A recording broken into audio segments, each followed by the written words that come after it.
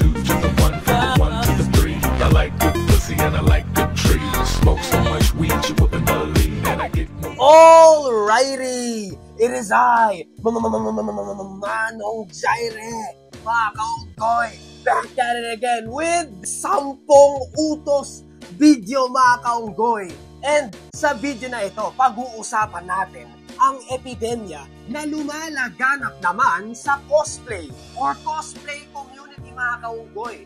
Ito ang 10 utos ng cosplay.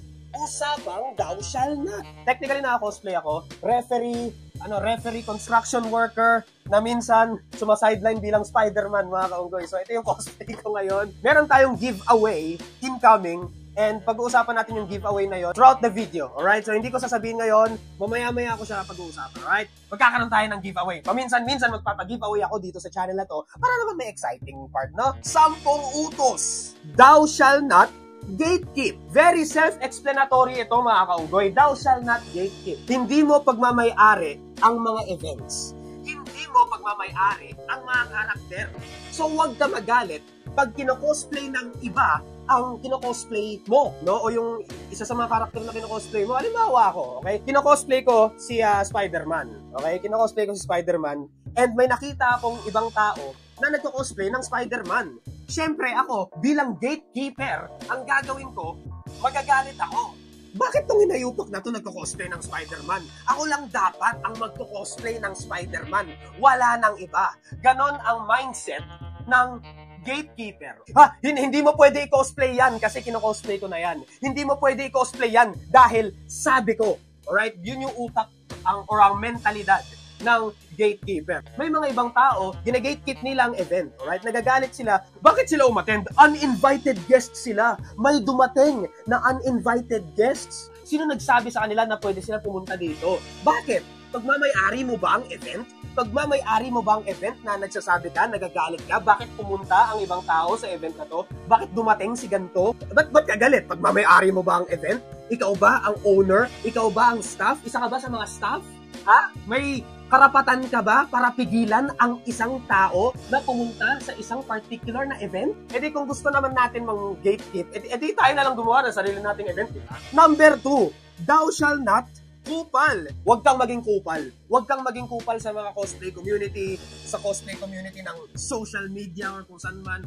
Be friendly. Huwag kang maging kupal. Huwag puro drama. Huwag puro issue ang nasa isip.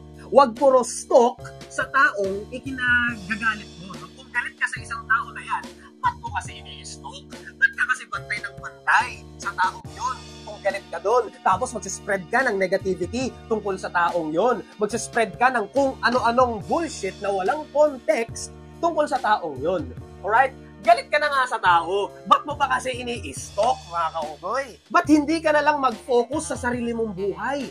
Ang dami-dami mong time mag-spread ng negativity tungkol sa isang tao. Hindi ka naman kumikita doon. Nagme-message ka pa kung kani-kanino, nagbi-video chat ka pa kung kani-kanino, at nagsispread ng negativity tungkol sa isang tao. Ang dami-dami mong oras doon, wala ka naman kinikita sa pagsispread ng negativity na yon. Basahin nyo tong message na to, yung rebut. At ito yung rebut dito sa isang tao na nagsispread ng negativity tungkol sa ibang cosplayers. Ito, grabe.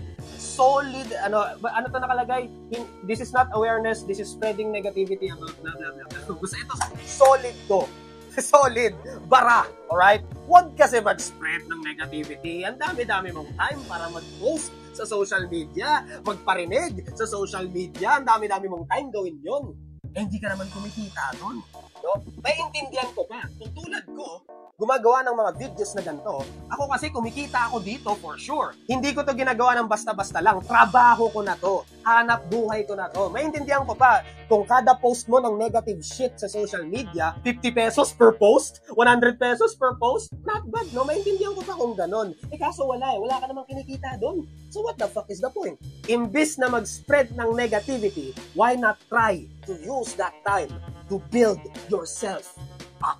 Number 3, thou shall consent muna bago pick. Ngayon itong mga kaunggoy, may naririnig kasi ako and nababasa sa mga posts sa social media, sa mga cosplay groups na meron daw mga manyak na nagpipicture ng mga babae tapos binebenta daw nila.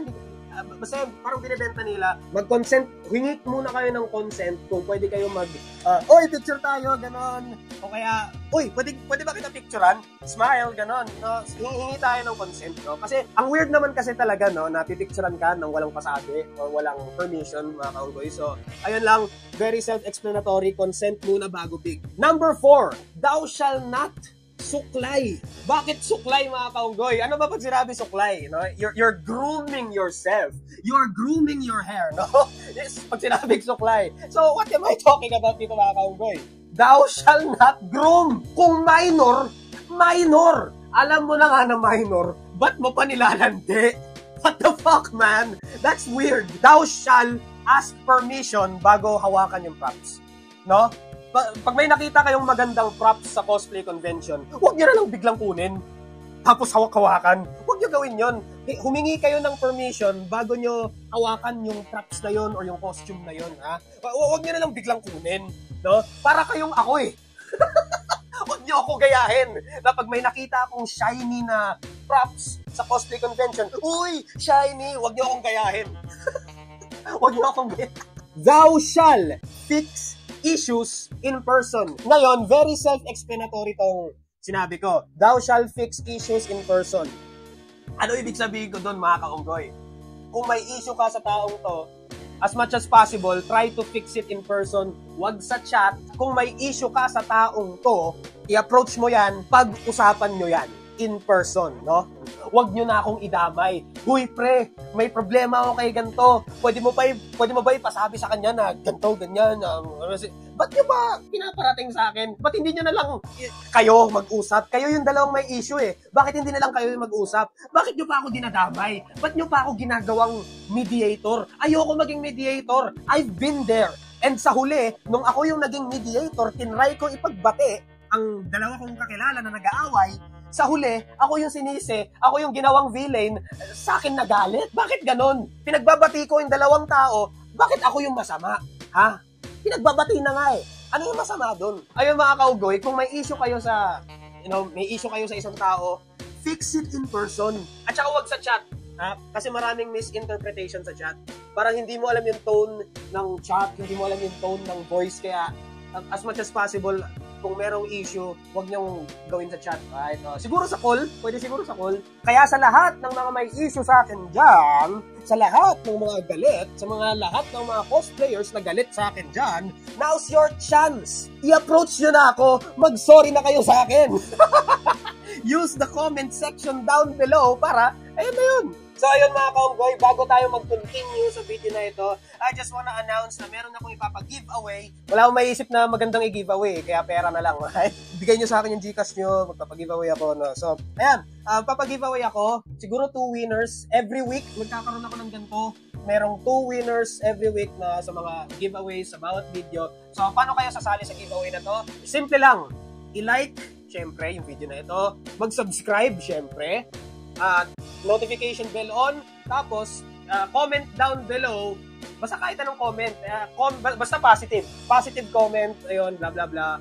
Uy, Manong Jari, ang pogi mo, gano'n. Pwede yun, no? So, entry na yun sa giveaway, no? Follow nyo na rin yung TikTok ko, which is ito, yan. So, yun yung mga kailangan yung gawin. Ito, yan yung mga kailangan yung gawin para makasali sa giveaway na to. Tapos, i-message nyo ko siguro sa Facebook page ko for proof na ginawa nyo yan lahat. Yun lang naman.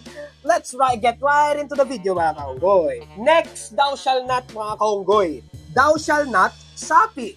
Ngayon, ano ibig sabihin ng sapi? Well, hindi ko pa ito nakikita dito sa Pilipinas, pero sa ibang bansa, kinuwento na sa akin ito ng mga iba kong mga YouTuber friends sa ibang bansa.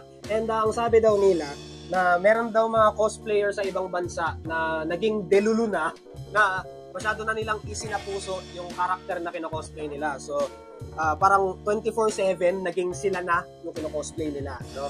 Hindi ko alam kung meron ganito sa Pilipinas, pero apparently sa ibang bansa meron daw ganyan sa cosplay community sa ibang bansa, lalo na sa Amerika, yung mga Comic-Con, ganun, may mga nagiging ganun daw. So, dinagdag ko na lang yan dito para bago pa man mangyari dito sa Pilipinas, alam nyo na, no? Thou shall not. No? Thou shall not prima donna. Hindi ko alam kung bakit prima donna ang nilagay ko dito, pero wala na kasi akong maisip. Basically, ang thou shall not na ito is rules are rules, respect the staff, no? Pag sinabi ng staff na yung kino-cosplay mo or yung cosplay performance mo ay hindi pasok sa category, huwag kayo magngangaw-ngaw, ha? May rules na nga eh. May rules, no? May mga set category ang bawat cosplay events, cosplay competitions, mga kaunggoy, di ba? Parang may mga bawal, may mga pwedeng gawin, may time limit, alam nyo na, basta basic rules, no? May mga iba kasing mga cosplayer na pag pinagbawalan yung gusto nilang i-perform on stage, nagagalit sila, tapos magpo-post sa social media, oh, stereotype organizers, oh, bakit yung organizers puro anime? Nilamon na sila ng sistema, mga kaunggoy, no? Kaya nga may rules eh. Siguro naman nakalagay na doon sa rules yung beforehand, no? Bago mag-competition, no? Tsaka kung ayaw nila yung certain category ng cosplay performance, huwag na magreklamo, mga kaunggoy. Huwag nyo naman siraan yung mga ibang cosplay events na, oh, biased yung ibang cosplay event, bayarin ng cosplay event itong taong to, bayarin ng ganito, ganyan, bayarin ng ganyan, ha? Huwag nyo nang atakihin online yung mga staff ng certain cosplay events, or huwag nyo nang siraan yung mga certain parang hosts or judges, no? Ito, hindi ito nangyayari dito sa Pilipinas, pero sa ibang bansa nangyayari to. Thou shall hugas costume pag hiniram. May naghihiraman ng costume, yes, di ba? Uy, pera ng costume mo, gagamitin ko lang sa competition na to. So, pinahiram mo. Pag ibabalik mo naman, sana naman, hugasan mo. Labahan mo. What the fuck? Bakit nung binalik mo sa akin, amoy tamod? Ito, sinabi din to ng YouTuber friend ko na pumupuntang mga Comic-Con. May pinahiram daw siyang costume, and ang nangyari daw, nung binalik sa kanya, amoy, yun nga, amoy montakels or cum, you know, in other countries, no? Yun yung tawag nila sa montakels, cum, no? So, amoy cum daw, and parang ayaw na niya magpahiram ng costume ulit, no? So, actually, dapat hindi na to kasama dito eh. Parang common sense na lang, di ba? Pag may hiniram na costume, linisan. Hugasan, linisan. Last but not the least, mga kaunggoy, ang pinaka-importante sa lahat ng mga thou shall not 10 commandments of cosplay. Pinaka-importante to, have fun. Ayun. Number 10, have fun. Huwag nyo nang isipin yung mga issue, ganito, oh, si ganito, ganyan, galit ako kay ganito, ganyan, bakit si ganito, ganyan, bakit kami, bakit stereotype organizers yung mga ganito, ganyan, bakit si ganito, bayarin ng cosplay event, ganon, bayarin ng laman sila, ganon, ang toxic nila, ang toxic niya. Have fun na lang tayo, mga kaunggoy, no? We are cosplaying to have fun. We are playing dress up as our favorite characters to have fun. It's an escape. Right? Ang daming problema sa buong mundo, no? Ang daming mga problems, ang daming mga stress, ang daming nating mga deadlines, ang daming nating mga gagawin sa trabaho, no? It's an escape, alright? Cosplay is a form of escape. Huwag natin masyadong seryosohin, mga kaunggoy, please lang. Alright? We are all nerds. Tama ba? Nerds, geeks, o ako naman tawag dun. We are all nerds, geeks, playing dress up as our favorite characters, as our favorite personalities, no? To have fun. Para, di ba, for once in our life, di ba, maka-escape. Hindi tayo pupunta as, you know, ourselves. We are going to conventions as a character, no? As different characters. As your favorite hero, as your favorite villain, as your favorite actor. No? It's an escape, mga kaunggoy. So, we are here to have fun. It's all about having fun, Bago! Alright, have fun. Stay safe, stay healthy, stay motivated. Ayun, mga kaunggoy. Chill-chill lang tayo sa buhay. Ang daming mga problema sa mundo, yung inflation, ang daming mga nangyayaring disaster, ang daming mga nangyayaring mga gera, ang daming deadlines, mga babayarin, mga bills. Focus na lang on having fun, mga kaunggoy. That's the most important thing, right? Have fucking fun. Ayun lang naman, mga kaunggoy. And that's the bottom line because Manong Jaire said so. Like, comment, share, and subscribe. Abangan yung susunod kong content. Ito yung title, no? Abangan nyo yan. Napakalupit yan.